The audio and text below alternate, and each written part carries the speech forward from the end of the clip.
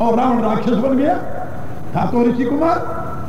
तो सोचने लगा निषाद कि कैकेयी का पुत्र है भरत, हो सकता है कि भरत में ये दोष आ गया हो और राम से युद्ध करने के लिए जा रहा हो। उसने अपने सारे सैनिकों को बुलाया और बुला करके कहने लगा, उनको उपदेश दिया कि आप सभी संगठित हो जाएं और हो सजोइल रोकऊ घाटा फाटऊ सकल मरण के ठाटा।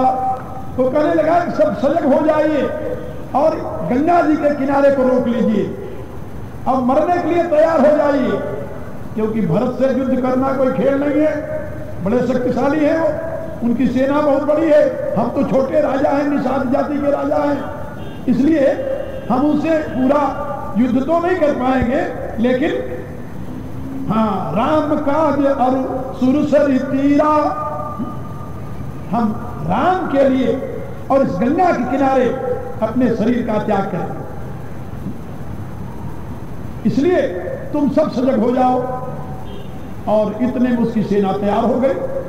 जब सेना तैयार हो गई तो निषाद राज ने देखा, तुलसीदास लिखते हैं कि देख निषाद नाथ भल टोलू कहे बजाऊ जुझाऊ ढोलू।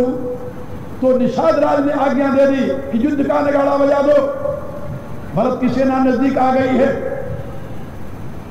जब उसने आदेश दिया कि युद्ध का नगाड़ा बजाओ, इतना कहते ही क्या हुआ जानते हो, इतना कहत छीक भई बाएं। इतना जब उसने कहा, इतने में उसके बाएं तरफ किसी ने ठहाक दे छीक मार दी। ये हमारे यहाँ सगुन अपसगुन का विचार बहुत वर्षों से चला रहा, पता नहीं कब से चला रहा है, और ये सत्य भी है। ऐसी घटनाएं सत्य घटित होती हैं। जब किसी ने छीक मारी बाएं तरफ तो चौंक पड़ा कि आदेश देते छीक पड़ गई बाएं तरफ, क्या किया जाए। तो उसके साथ जो ज्योतिषी थे उन्होंने कहा, नौजवान ज्योतिषी जो थे, तो इतना कहत छीक भई बाएं कहे सगुनियन खेत सुहाए। तो ज्योतिषियों ने कहा कि ये बाईं तरफ ठीक हुई है, ये हमारे विजय के सूचक है, हमारी विजय होगी। अब ये कह तो दिया, लेकिन वहां पर एक बूढ़ा ज्योतिषी था, तुलसीदास लिखते हैं बूढ़ा ज्योतिषी, उसने अपना कैलकुलेशन शुरू कर दिया। तो बूढ़ एक कह सगुन विचारी भरत मिलिए न हुई है हिरारी।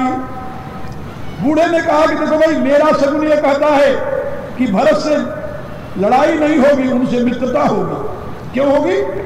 कहता मेरे सगुन के अनुसार राम ही भरत मनावन जाही सगुन कहे असविग्रह नाही। मेरा सगुन ये कह रहा है कि भरत राम को मनाने जा रहे हैं, लंका अयोध्या लौटाने के लिए जा रहे हैं, ये लड़ने नहीं जा रहे हैं, ये मेरा सगुन कह रहा है। जब बूढ़े ज्योतिषी ने ये कहा, आप लोग जानते हो ना, जवानी में जोश होता है, होश नहीं होता, और बुढ़ाई आ जाए तो फिर होश होता है, तो जोश निकल जाता है? तो क्या ऐसी कोई अवस्था है जिसमें होश भी रहे और जोश भी रहे? कहां? तो कौन सी अवस्था है? कहा समाज में यदि बूढ़ों का आदर हो, जवान लोग उनसे प्रेरणा लेकर आगे बढ़ना चाहें, तो जोश जवानी का और होश बुढ़ापे का मिलकर के एक सुंदर समाज की रचना कर सकता है। परिणाम यही हुआ। जिस समय बूढ़े ने कहा कि मेरा सगुन ये कह रहा है कि भरत से मित्रता होगी, भरत राम को मनाने जा रहे हैं, युद्ध करने नहीं जा रहे हैं, तो सुनी वचन, जो बूढ़े की वचन सुनी तो निषाद राज ने कहा, जो राम का अनुयायी है, राम का भक्त है, राम के संस्कार हैं, उसके हृदय में वृद्धों के प्रति आदर है। उसने कहा कि नहीं, बूढ़े ने ठीक कहा है, बूढ़े ने ठीक कहा है। सहसा करी पछताई विमूढ़ा, जो आवेश में आकर के काम करते हैं वो मूर्ख हैं और बाद में पश्चाताप करते हैं। इसलिए सुन गुण गुह कह नीक कह बूढ़ा। निषाद राज ने कहा कि वृद्ध ने सही सलाह दी है, सहसा कर पछताई बिगूढ़ा। भरत स्वभाव सील बिन बूझे, बड़ी ही कहानी जान बिन जूझे। कहा भरत के पहले सील स्वभाव की परीक्षा तो कर लो, और बिना जाने भरत से युद्ध करने में हानि है। और परिणाम क्या हुआ कि सही में बूढ़े की बात मान ली गई, और भरत जो केवल भरत से लड़ने के लिए तैयार था, भरत उसका नाम सुन करके राम सखा सुनी संदन त्यागा, चले उतरी उमगत अनुरागा। गांव जाति गुहनाऊ सुनाई, कीन प्रणाम माथ महिनाई। करत दंडवत देख गई भरत लियो उरलाई। मनऊ लखन सन भेंट भई प्रीति न हृदय समाए। जो निषाद भरत से युद्ध करने के लिए जा रहा था, जब भरत के सामने हो गया और दूर से उसने अपना नाम बता करके प्रणाम किया, भरत को पता चला कि यही निषाद है। सुमंत ने बताया कि यही वह निषाद है जिसने राम की सेवा की थी। भरत भी पहचानते थे उस निषाद को कि राम सखा है, राम मित्र है। उन्होंने रथ त्याग करके दौड़ करके उसे हृदय से लगा लिया। आप सोचिए, यदि वहां बूढ़े की बात न मानी जाती, रावण की सभा होती तो क्या होता? तो बूढ़े की बात न मानी जाती। इसी प्रकार से एक दूसरा उदाहरण देखिए रामायण को। भगवान राम जब सीता की खोज के लिए बंदरों के समूह को विदा करते हैं, तो जो बड़े बड़े बलवान हैं अंदर, सुनो नील अंगद हनुमाना, जामवंत गुण शील सुजाना। सकल सुभट मिल दक्षिण जाऊ, सीता सुधि पूछे सब काहू। तो सबको दक्षिण दिशा में भेजते हैं भगवान, और दक्षिण दिशा में जाते समय जामवंत उनके साथ है। एक ही वृद्ध है वहां पर, बाकी सब जवान है। एक वृद्ध है जामवंत, और बाकी सब जवान है, सब वीर हैं। जामवंत भी वीर है लेकिन है वृद्धो। और ये सब दक्षिण दिशा में चले गए। जब समुद्र के किनारे संपाति ने बताया कि उस पार जाना है जहां सीता है, जो लंका में जाए, समुद्र नाग है, लंका जाए, वही सीता की सुधि ले आवे। तो सब विचार करने लगे वहां पर, और विचार में निश्चय हुआ कि हम सबके बस की बात नहीं है। जामवंत वृद्ध थे, उन्होंने कहा भाई सब आगे बढ़ बढ़ करके अपनी बल बखान रहे हैं, लेकिन यहां मारुति नहीं दिखाई दे रहे, हनुमान जी कहां चले गए? तो जब वहां सब अपना बल बखान रहे थे, निज निज बल सब काहू भाखा, पार जाए कर संशय राखा। सबने अपने अपने पुरुषार्थ का वर्णन किया, लेकिन कोई ऐसा नहीं था जो कहे कि मैं पार चला जाऊंगा। तो जामवंत ने कहा भाई हनुमान कहाँ है, उनकी तलाश करो। और हनुमान जी एक चट्टान पर बैठे हुए नेत्र बंद करके अपने प्रभु का ध्यान कर रहे थे। अब उनको कौन जगावे? जामवंत ने ललकारा उनको, जामवंत कह सुन हनुमाना, का चुप साधी रहा बलवाना। हे बलवान हनुमान, तुम बैठ करके क्या साधना कर रहे हो? किसकी साधना कर रहे हो? हनुमान जी चौंक पड़े, बात क्या है? अरे कहा राम काज लगी तब अवतारा, तुम्हारा अवतार ही राम कार्य की सिद्धि के लिए हुआ है। इतना सुनना था कि सुनत ही भयो पर्वताकारा, सिंहनाद करी 12 लीलई लांगो जल निधि खारा। हनुमान जी अपने रूप में आ गए, और वहां पर यद्यपि उस सेना का सेनापति अंगद था, जामवंत नहीं था। सेनापति अंगद को बनाकर भेजा गया था, जिस टुकड़ी में हनुमान जी थे। लेकिन जब लंका जाने की बात आई तो हनुमान जी ने सेनापति से राय नहीं ली। क्या समझे? सेनापति से राय नहीं ली। राय किससे ली उन्होंने? जामवंत से। इसलिए जामवंत से प्रार्थना करते हैं कि जामवंत में पूछूं तो ही, उचित सिखावन दीजे मोही। हे जामुन, मैं आपसे पूछता हूं, मुझे लंका में जाकर क्या क्या करना है? मेरे कहने का अभिप्राय, जिस समाज में वृद्ध हो, यदि कोई संकट की स्थिति आवे तो वृद्ध से राय लेनी चाहिए, क्या करना है। जोश से नहीं, होश से काम ले, क्योंकि बल के साथ यदि बुद्धि हो तभी सफलता मिलती है। याद रखो, कर्नल टॉड ने अपने राजस्थान के इतिहास में लिखा है कि जितनी शक्ति राजपूतों में थी राजस्थान के, ये सारे विश्व पर शासन करने की सामर्थ्य रखते थे, लेकिन दुर्भाग्य से उनके पास बुद्धि नहीं थी, इसलिए आपस में लड़कर मर गए थे। बिना बुद्धि के बल पाशविक बल हुआ करता है। जैसे हनुमान जामुन की सलाह से काम करते हैं, ऐसे ही जब लंका में युद्ध का नगाड़ा बज जाता है तो तुलसीदास लिखते हैं कि यहाँ प्रात जागे रघुराई, पूछा मत सब सचिव बुलाई। तो भगवान राम अपने दल के वीरों को एकत्रित करके सबसे पूछते हैं, भाई बताओ अब अपन क्या करें, क्या करना चाहिए। तो वहां पर जामुन जी खड़े हो जाते हैं और जामुन जी भगवान से प्रार्थना करते हुए कहते हैं कि प्रभु, मेरी एक प्रार्थना है कि रावण को एक चांस और देना चाहिए, इसके लिए क्या किया जाए। तो जामुन ने बताया कि दूत पठाई बाली कुमारा, अंगद को दूत पठाकर भेज दिया जाए।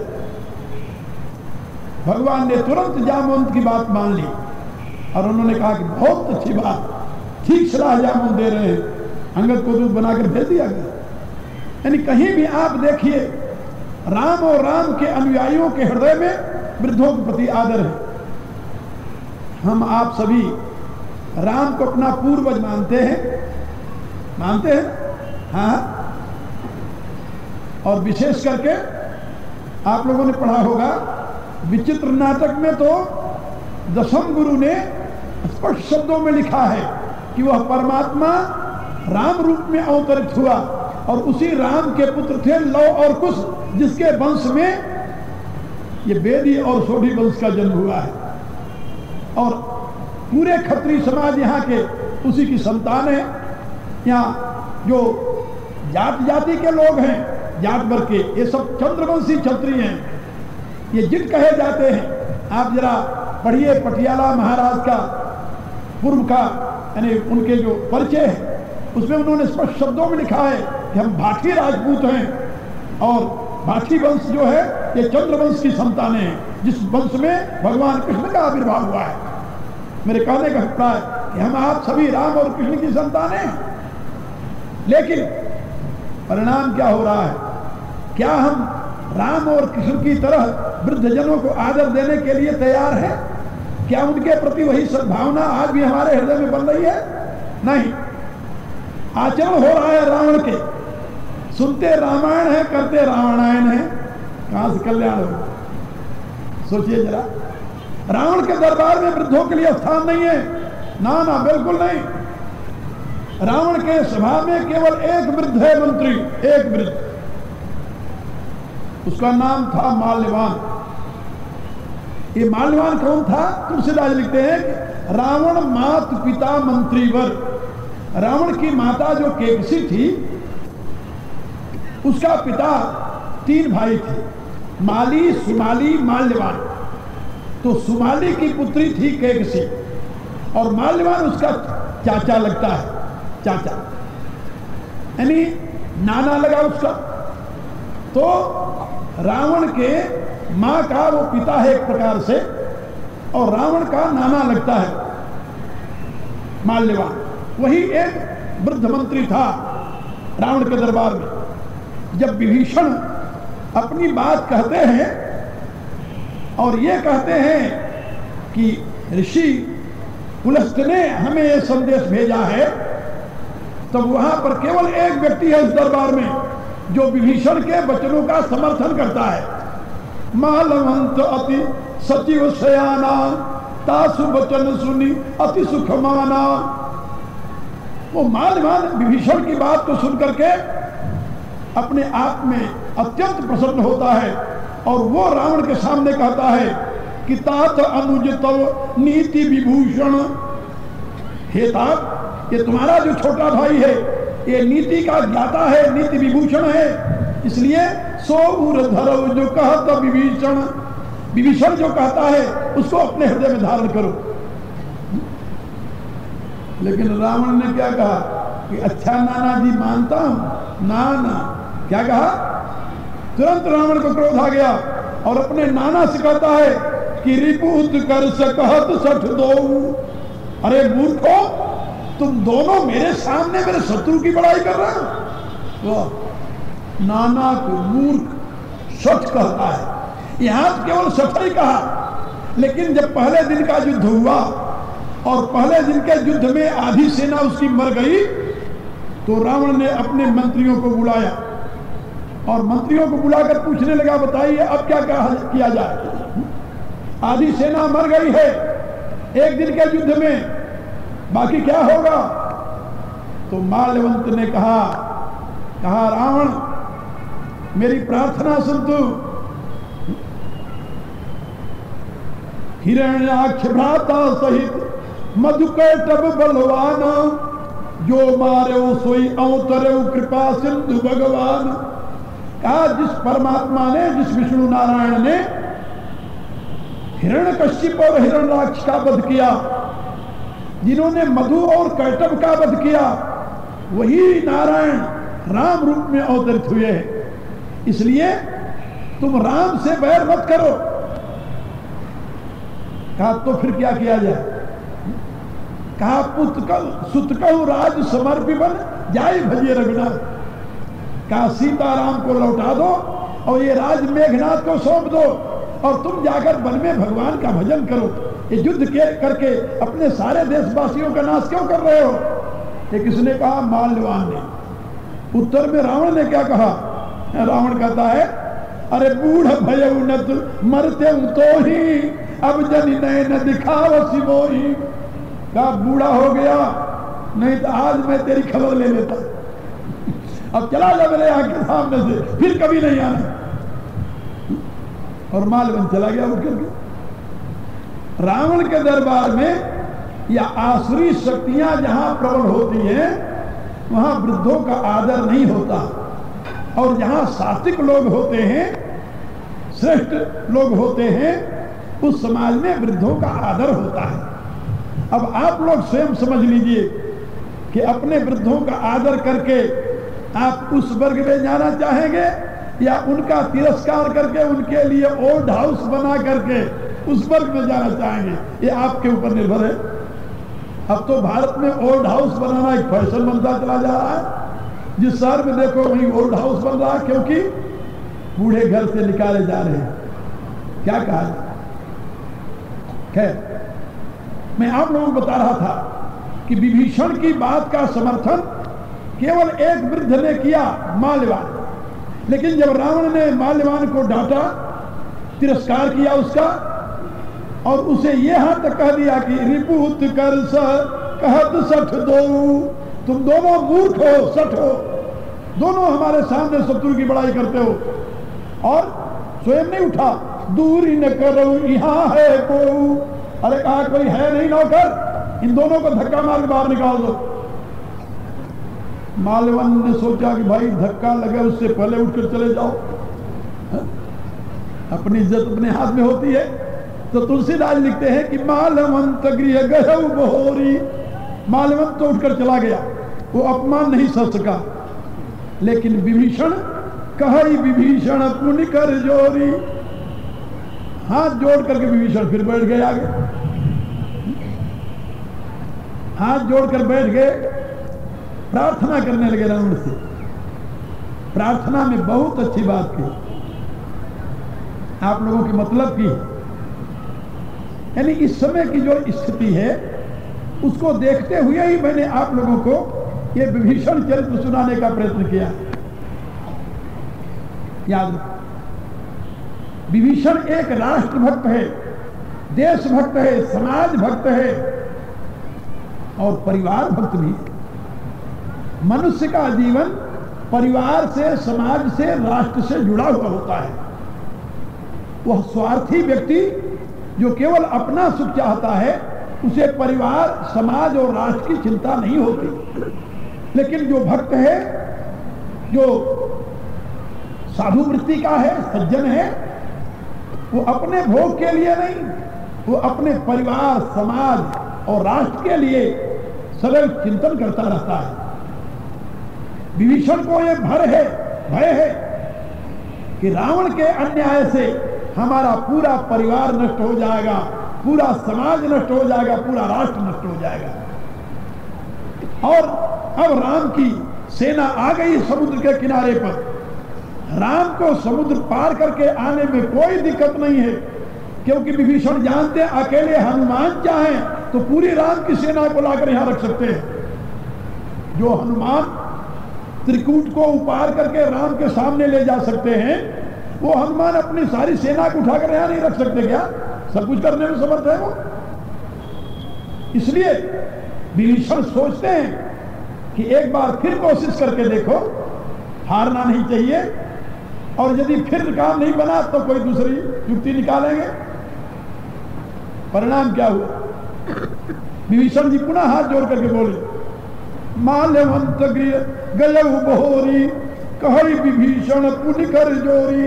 हाथ जोड़ करके फिर वो एक वही सिद्धांत की बात, एक बात और पहले दिन मैंने बताई थी कि संत का संदेश व उपदेश सार्वभौम हुआ करता है, एक व्यक्ति के लिए नहीं होता।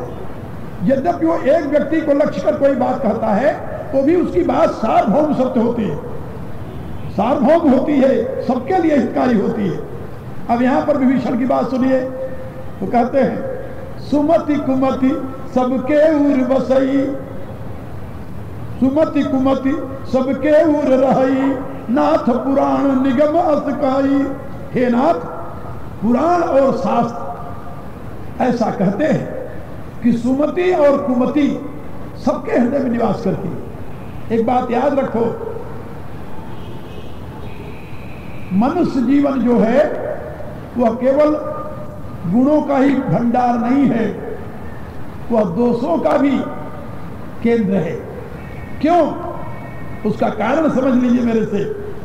ये जीव 84 लाख योनियों से होकर के तब मनुष्य शरीर में आया है। 184 भ्रमिया पर अटके आए, पढ़ा होगा आप लोगों ने। 84 लाख योनियों का संस्कार उसके चित्त में है, और वो 84 लाख योनियां नीचे की योनियां हैं। आखिरी योनि पशु की योनि है। अस्थावर विस्तेर लक्षण, जलजम च 9 लक्षण, क्रिमश्च रुद्र लक्षण च 10 लक्षण च पक्षिणां, 30 लक्षण पशूनां च 4 लक्षण च वानरा। ये 84 लाख योनि, और ततो मनुष्यता प्राप्य तथा कर्माणि साधे। अब ये 84 लाख योनियों के पश्चात मनुष्य शरीर मिला है। अब ये उसके कर्मों के ऊपर अवलंबित है। कर्म अच्छा करे तो ऊपर जाए, बुरा करे तो नीचे गिरे। फिर अब ये 84 लाख योनियों का संस्कार तो उसमें है ना, और वो है पशुता का संस्कार। यही पशुता का संस्कार जब मनुष्य जीवन में प्रकट होता है तो उसको असुर व राक्षस कहते हैं, याद रखो। और मनुष्य होने के नाते उसमें बुद्धि आई तो दैवी गुण आ गया। अब दैवी गुण आ गया तो उससे देवत्व का भी उसमें स्थान हो गया। अब प्रयोजन तो यह है कि जिसने अपने जीवन से पशुता का निराकरण कर दिया, पशुता के संस्कारों को नष्ट कर दिया और दैवी गुणों का विकास किया, वो तो महापुरुष बन गया। और जिसके जीवन में दैवी गुण दब गए, पशुता के संस्कार प्रबल रहे, वो राक्षस बन गया। ये बात सुन। अब ये मनुष्य के शिक्षा दीक्षा पर अवलंबित है, शिक्षा दीक्षा पर अवलंबित है कि उसके पशुता के संस्कार का निराकरण हो और उसमें दैवी गुणों का विकास हो। एजुकेशन का यही पर्पज रहा है, उद्देश्य रहा है शिक्षा का। लेकिन अब ये उद्देश्य पूरा हो रहा है कि नहीं हो रहा है तो आप लोग ज्यादा जानते हो।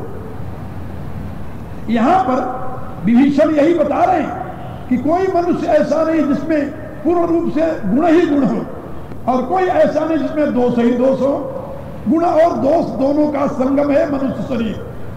पशुता के संस्कार का दोष नीचे की योनियों से आया हुआ लेकर के वो संस्कार दोष रूप में और बुद्धि के प्रकाश में जो दैवी गुण है वो गुण रूप में है।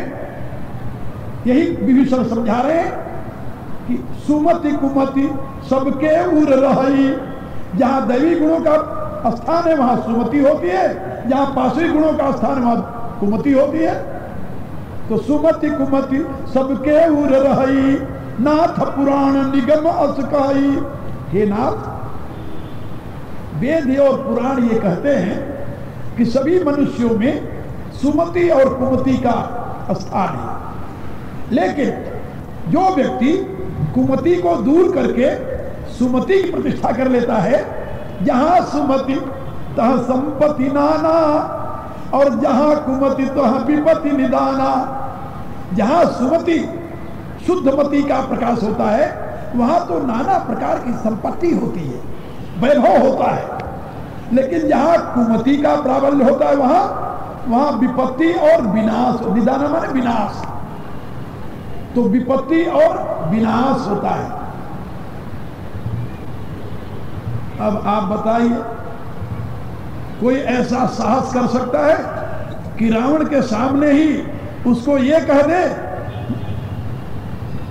क्या कह दे जो विभीषण कहने जा रहे हैं, तो उर कुमति बसी विपरीता। रावण का दरबार, रावण के सामने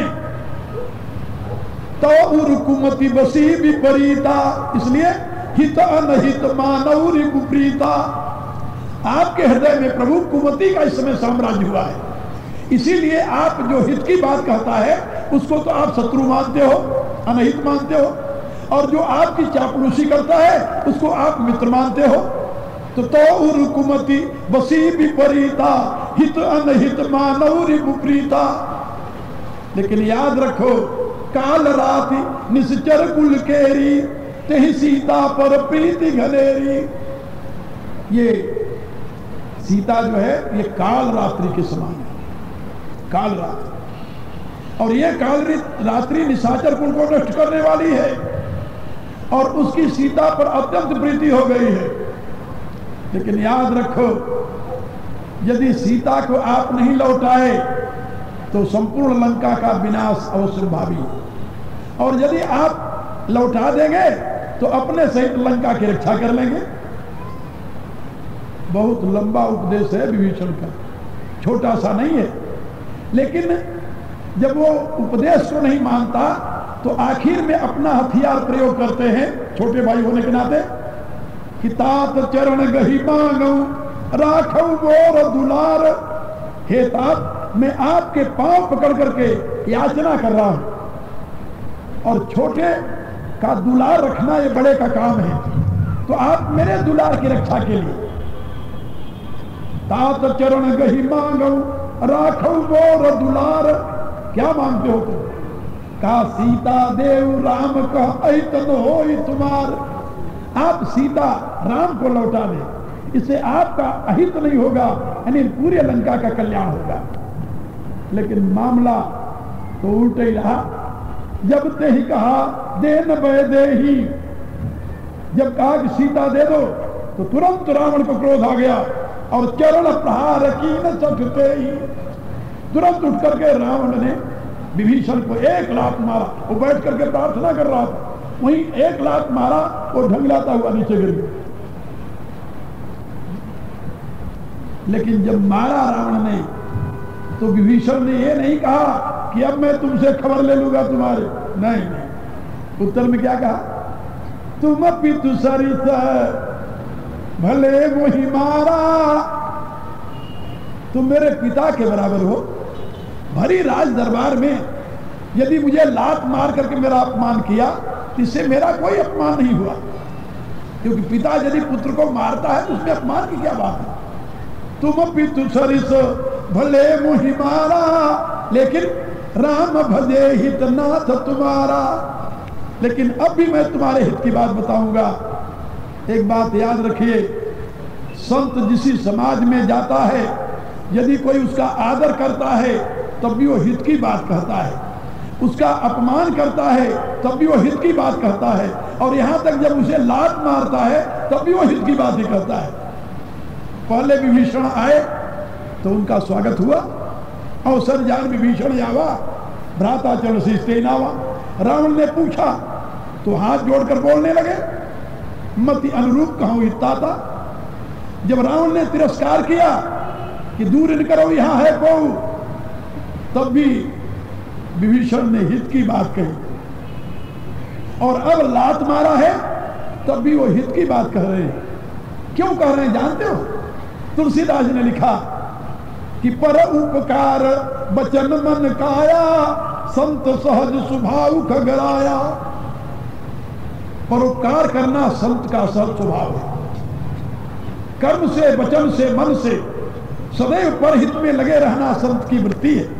विभीषण संत हैं और पूरे लंका का कल्याण चाहते हैं, पूरे समाज का कल्याण चाहते हैं, इसलिए उसके लिए हित की बात कहते हैं जिसमें लंका का हित हो। लेकिन रावण उस हित को मानने वाला नहीं है और लात मारता तो कोई बात नहीं थी। लात मारकर उसने यहां तक कहा विभीषण से, क्या कहा? मम पूर्वसी तपसीन सन प्रीति, सठ मिल जाई कि नहीं कहू नीति। अरे मूर्ख, मेरे राज्य में रहता है और उन तपस्वियों की गीत गाता है, इसलिए अब तुम चले जाओ मेरे राज्य से और उन तपस्वियों को ही नीति समझाओ। तुम्हारे विभीषण के लंका छोड़कर जाने में एक बहुत बड़ा रहस्य था, और वो रहस्य क्या था ये तो